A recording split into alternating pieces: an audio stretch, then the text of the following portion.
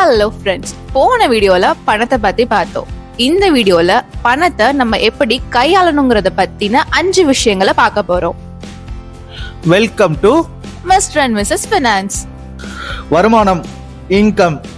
பொதுவா இன்கம் நம்ம போடுற எஃபர்ட்டை வச்சு 2 விதமா கிளாசிஃபை பண்ணுவாங்க. ஒன்று ஆக்டிவ் இன்கம், இன்னொன்று பேசிவ் இன்கம்.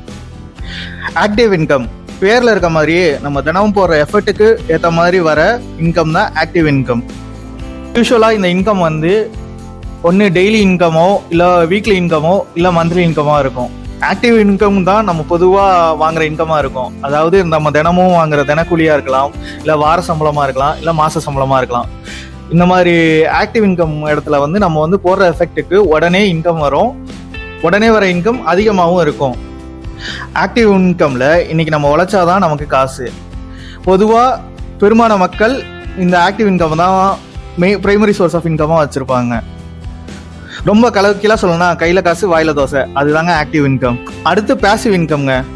பேசிவ் இன்கம்னா நம்ம ஒரு தடவை ஒரு வேலையை பண்ணிட்டு அதுக்கப்புறமேலு பல நாள் அந்த வேலைக்கான வருமானம் நமக்கு கிடைக்கும். எடுத்துக்காட்டுக்கு இளையராஜா போட்ட பாட்டுக்கெல்லாம் மியூசிக்கல் ரைட்ஸ் யார்கிட்ட இருக்கோ ஒவ்வொரு தடவை அந்த பாட்டு கமர்ஷியலாக பாடும் போதும் அவங்களுக்கு இன்கம் போகுங்க. பொதுவாக நமக்கு வர பேசிவ் இன்கம்ங்கிறது பேங்க்கில் நம்ம ஏதாவது பணம் போட்டு வச்சுருந்தோம்னா நமக்கு வர இன்ட்ரெஸ்ட்டுங்க.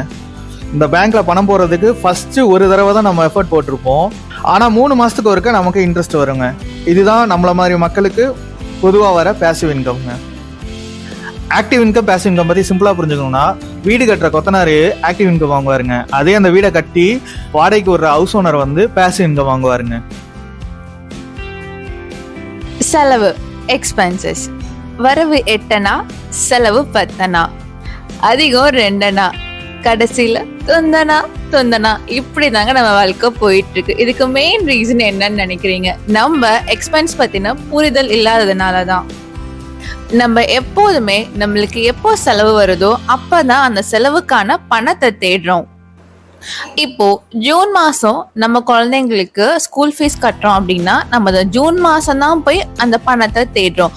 ஆனா இதுவே நம்ம ஒவ்வொரு மாசமும் 11 மாசமா ஸ்பிளிட் பண்ணி நம்ம அதுக்கான பணத்தை எடுத்து வச்சோம்னா அந்த செலவு நம்மளுக்கு பெருசா தெரியாது.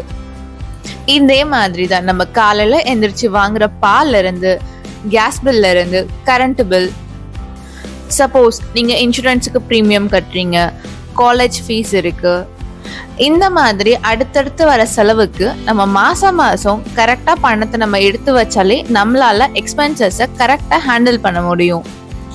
எந்த அளவுக்கு நம்ம எக்ஸ்பென்சஸை பிளான் பண்ணி பண்றோமோ அந்த அளவுக்கு நம்மளோட சேவிங்ஸை அதிகப்படுத்தலாம்.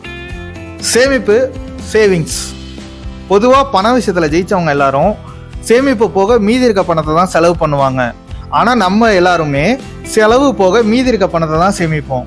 இதனால என்ன நடக்கும்னா, நமக்கு திடீர்னு ஏதாவது ஒரு செலவு வந்ததுன்னா நம்ம கையில் காசு இருக்காது. ஏன்னா நம்ம சேமிப்பு கம்மியாக இருக்கும்.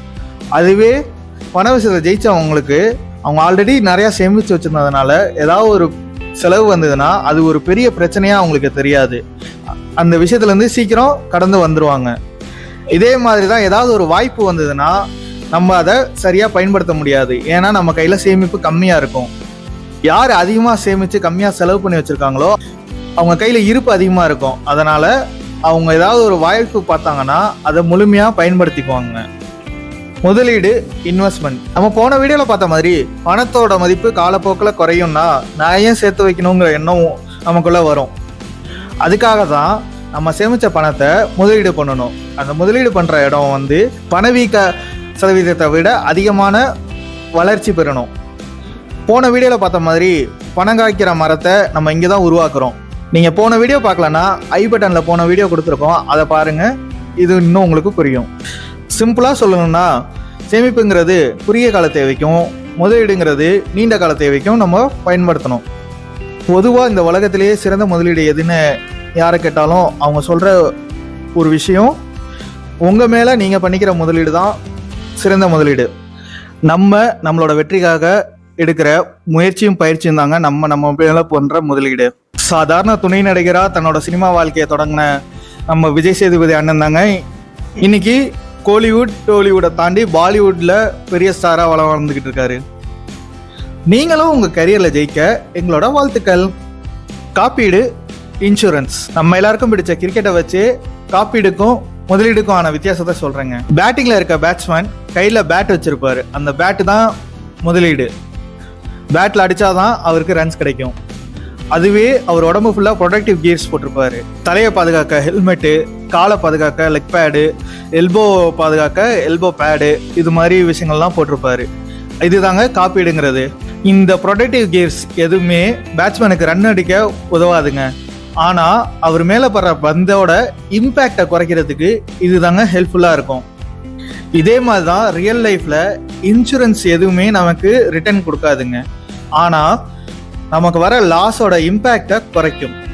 எடுத்துக்காட்டுக்கு நம்ம மருத்துவ காப்பீடு எடுத்தோம்னா நமக்கு நோய் வராதுங்கிற அர்த்தம் இல்லைங்க. ஆனால் நோய் வந்தால் அதுக்காக மருத்துவ செலவு குறையும். ஆனால் உடல் வலியை நம்ம தான் பொறுத்துக்கணும். இதுதாங்க முதலீடுக்கும் காப்பீடுக்கும் உள்ள வித்தியாசம். இந்த 5 விஷயத்தையும் புரிஞ்சுக்கிட்டு நமக்கு ஏத்த மாதிரி பர்சனலைஸ்டு பட்ஜெட்டட் ஃப்ளோல எடுத்துட்டு போனா நம்மளும் நம்ம பர்சனல் ஃபைனான்ஸ்ல ஜில்லாடி தாங்க. இந்த வீடியோ உங்களுக்கு பிடிச்சிருந்தா லைக் போட்டுருங்க. மறக்காம நம்ம சேனலை சப்ஸ்கிரைப் பண்ணிக்கோங்க. அடுத்து மில்லியனர் ஆக போகிற உங்க ஃப்ரெண்ட்ஸ் அண்ட் ஃபேமிலிக்கு இந்த வீடியோவை ஷேர் பண்ணுங்க. அடுத்த வீடியோல பார்ப்போம். Tata, bye bye.